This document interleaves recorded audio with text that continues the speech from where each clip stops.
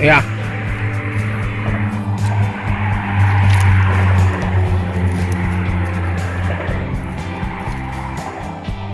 We fishing a creek here on Highway 60 in Plant City. We're up under a bridge here off Highway 60. Doing pretty good. We're catching some shell cracker and catching a few bluegills. That's Donovan over there. He caught a nice catfish earlier.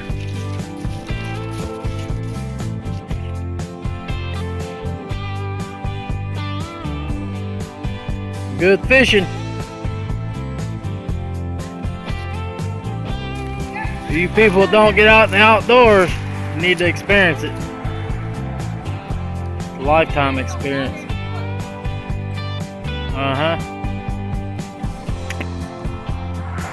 People think nothing in these creeks. Got something for you. It's loaded. We've only been here half an hour and we've caught probably what? Probably 8 shell cracker. And you caught that big catfish. That's bluegill too. It's a dark water.